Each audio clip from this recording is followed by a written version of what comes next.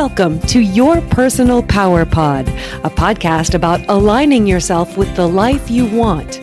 And here are your hosts, Sandy Abel and Shannon Young. Shannon, it's so good to talk to you again. Hey, Sandy. Long time no chat. I know, it's not like we don't ever see each other or anything, so it's really great. It is so fun, though. You know, I love that we do this together and we get to share with all our listeners all the fun things in our lives. It is cool, and we get to know our listeners because you guys are awesome and send us emails, and we get to know each other a little bit better, which is super fun. Which is very fun, very fun. So I was thinking this morning about the Food Project, which is an organization that I spend time with, giving back to the people in our community who are less fortunate. And it got me thinking about what we're going to talk about today, which is the importance of giving back.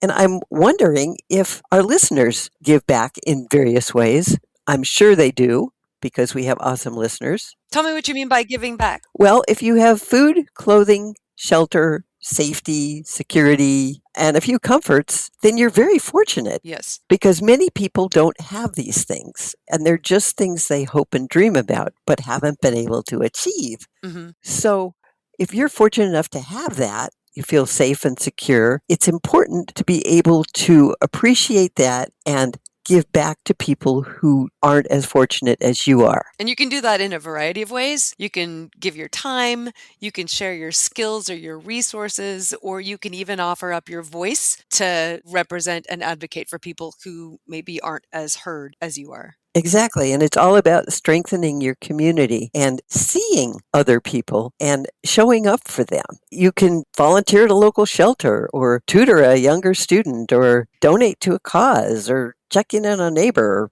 It's just about standing up for people who are struggling in some way. It's about recognizing each other, that we're connected, and then choosing to act on that recognition. I know you give back in a lot of ways, Shan. What is it that you do? You know, maybe less so now than in the past. I'm old and tired, Sandy. I don't think so. Well, over the years, it's changed in the way I show up for other people. When I was in college, I just wanted to love on everybody. And I remember during the holidays, I would hand make, this is going to sound insane, I would hand make Christmas cards for every person in my entire dorm. Oh my gosh. Draw them, color them, write them, envelope them, deliver them for the 100 or more people in my dorm. I just wanted to share the love, some joy with people. Yes. Yeah. I don't do that anymore. Good. You don't have I don't live in time. a dorm. Yeah.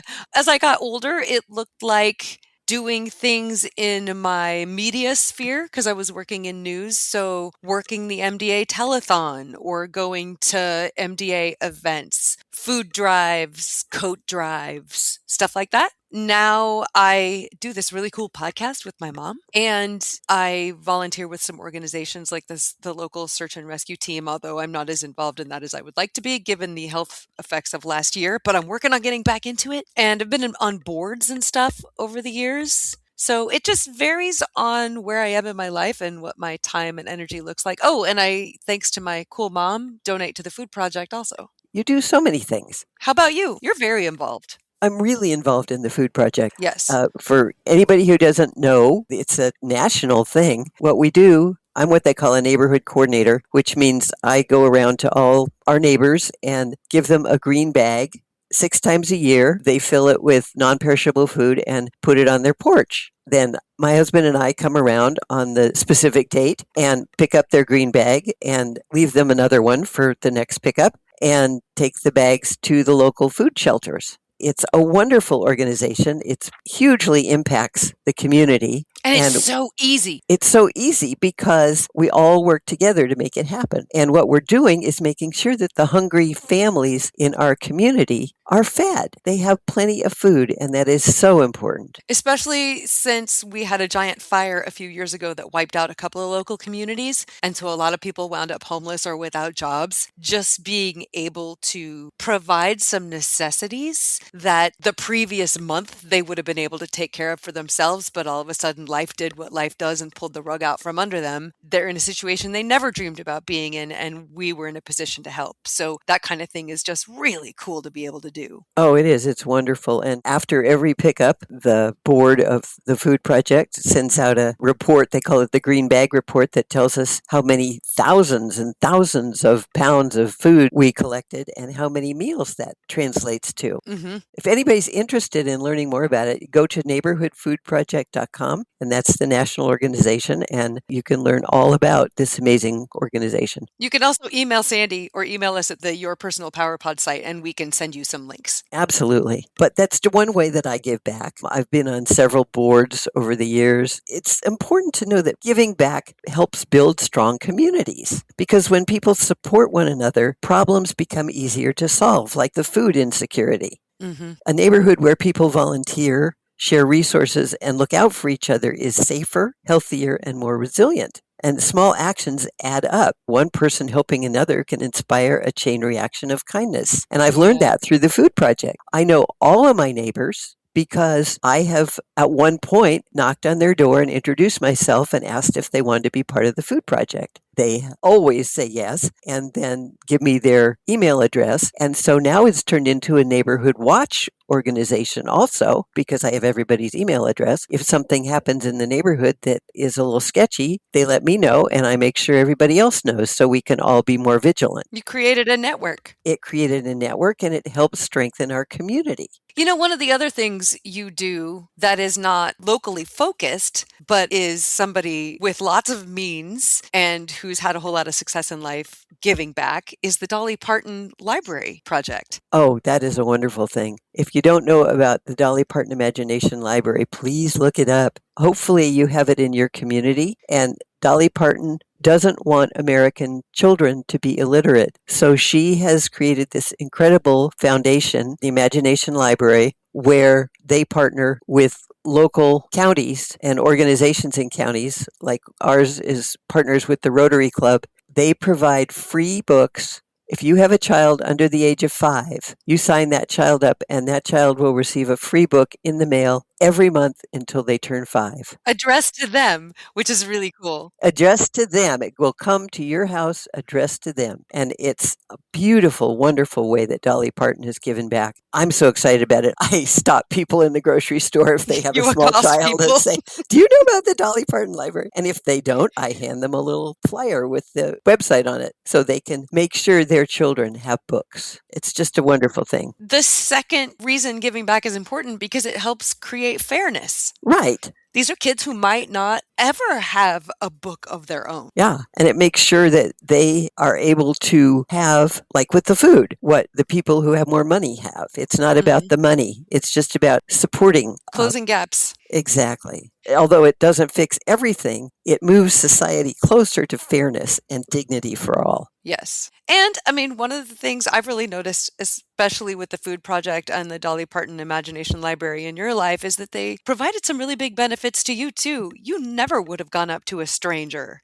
and asked, "Hey, have you heard about this?" Yeah, I know. Ever. And now you can talk to anybody. That's true. And it's because I believe in it so much. Giving back benefits the giver, probably even more than the recipient. It helps you build empathy and confidence and purpose. And it reminds you that what you have and how you act impacts other people. And can also help you develop skills like leadership and communication that last for the rest of your life as well. Exactly. It helps shape values. When communities prioritize service, they teach the younger generations that success isn't just about personal achievement, it's also about how you treat others. And that creates a culture where kindness and responsibility are normal, not optional. Yeah. Back to the food project again. Portion of our local food project is called the Student Hunger Strike Force, and it's groups of high school students who, with a supervisor, go around to neighborhoods and invite people to join the food project. And they're learning while they're in high school the importance of giving back. Which just creates another generation of people taking care of people. Exactly. And then when they go off to college or go off to live their lives somewhere else, they can start their own food project because we help them do that. Mm-hmm. And they take that value and the importance of giving back and pass it on. It's just beautiful system. I have witnessed some people in my life who were feeling pretty aimless in their world or feeling like they didn't know where to go with their life or their career. Hmm. And they just started volunteering, and it gave their life a direction and a purpose that they hadn't had before and weren't finding when they were focused solely on themselves. Oh, yeah. Giving back definitely has positive effects on your emotional and mental health. Studies have shown that helping others people can reduce your stress and increase happiness and make you feel part of a community and, like you said, give you purpose. It's so important for you as well as others. You know, there's this argument in the science world about altruism and why it exists. Often the answer comes down to, well, it's ultimately selfish to take care of other people, to be altruistic. Hmm. And that drives some people batty, that it doesn't look like there's any completely selfless reason to do good for someone else. And I don't understand that argument at all, Yeah, I don't because agree with that. that only works if you think you are isolated as an individual thing that exists solely separate from everybody else, Yeah, which you're not. We are a system. We right. are all connected. It makes perfect sense that we would help each other out because it helps the whole system out. When we work together, there are so many positives. When we isolate, it's lonely and things fall apart. It interrupts the system. Exactly. And you need a team. You need to be supporting each other all the time. So, what happens when you don't give back, when you kind of just choose to live for yourself? There's a long term cost, actually, because if everyone waits for someone else to help, things will never get done and help will never come. Communities rely on participation. It feels like there are some people who were just built to do good. And then there are other people who were just built to focus on themselves. Unfortunately, that does seem to be the case sometimes. Because the people I know who give back a lot. They do. If you don't give back, roads don't get cleaned, programs don't get funded, people fall through the cracks. Inaction sends a message that suffering is acceptable, or you just ignore it like some people do. But if you do give back, all kinds of amazing things happen. From a personal perspective, what happens when you don't give back? Let's say everybody else in the world would be fine if you didn't pitch in. But what happens personally if you don't choose to donate time, money, energy, resources? Well, for a lot of people, that's just fine. They just put their head down and focus on their life and chug along and think they're doing fine, which maybe they are. Mm-hmm. But if you have a sense of community, if you look up instead of down and see other people or see your community, it's really hard to ignore the things that need to happen. And there are so many positives to giving back that it can really change your life if you decide to step out and do that. I've read in a lot of different places that if you're feeling down or depressed, the place to start is by focusing on other people. Absolutely. And it starts really small. It doesn't require you to give $1 million or $1,000 or anything. It's not about the money, although money does help some situations. It's about hold the door for somebody or smile or chat with the store clerk, compliment their earrings or their mustache or whatever they've got. Just contribute positively to the universe in whatever small way you can. Absolutely. We've talked a whole lot about the importance of positivity and finding the good. And it's just taking that one step farther where you find the good with other people and are there for them, contributing positively in any way you can. Have you had someone give to you in a way that wasn't necessary that really helped or made your life better? Often. My goodness. Well, you a lot. Well, but that's what we do. And your dad. But also, like our podcast listeners say wonderful things. Scott Perry, who you all know now because you have heard his wonderful songs, is always complimentary and goes out of his way to send an email or a text saying, "Oh, I was listening to this episode today and it really made me think, or it really spoke to me, or it helped me understand something." And that's a wonderful way of giving back, is just acknowledging what people do and how much you appreciate that. What about you? Oh, same. Tons of little things. When I left one of the TV stations I worked for Actually, when I left a couple of them, viewers wrote in and wrote a ton of emails just saying really nice things. And some of them were really complimentary about the job I did. Lots of them were just like, we're going to miss you. We hope you have an amazing life. Like, these are people I'd never met who didn't have to do that, who went out of their way to send me some good wishes. And I Yes. kept all those. Like, those, that was amazing. Those people did not have to do any of that. And I would not have noticed a difference because I didn't know they existed. Other than that, they kept me employed. But they knew you existed. Right. Just a really nice, heartfelt thing to do. And it wasn't food and it wasn't money and it wasn't physical help. But man, was it a boost. It was appreciation. Yeah. And when somebody gives you that, appreciation is a wonderful way to give back. It helps your mental and emotional well-being. You saved all those things, and if you're having a down day, you can go read those and go, oh yeah, I am helping people. I am reaching out. And it reminds me that we're all connected. Yes, and that is so important. They're good to read if I'm feeling lonely. Yes, It reminds me that there are people out there who see me even when I don't know it. yes, and they appreciate you and want you to be fine, and that helps you be fine. It helps your mental health. It also helps them feel good. When they help you or say send something nice to you, it increases their feeling of positivity too. It releases positive emotions such as gratitude and fulfillment, and knowing that you contributed to someone else's well-being is a really wonderful thing. Or even just did something silly to make somebody smile or something happy. Yeah. When I was in my early 20s and was living on my own for the first time, I lived in a kind of an ADU in somebody's backyard. One Christmas, somebody was leaving the gifts of the 12 days of Christmas on my front door every day. Oh. Not like an actual partridge in a pear tree, but a little hand-sewed partridge in a little Christmas tree. Oh You my know, things like goodness. that. And Yeah. it became 12 days is a long time to get gifts every day and not know who they're from. Right. And we had my brother staking it out, trying to see who it was. And finally found out it was the people who owned the property, who lived in the big house. Yeah, that makes But sense. I will never forget that feeling of excitement and just like somebody is loving on me in the neatest way. And I don't know who they are at all. Yeah, they weren't looking for anything from you. They just wanted to No. share their love with you. Now that I think back on it, I hope I did something for them at the end of it all. I'm sure you did. Knowing you, you probably did a lot.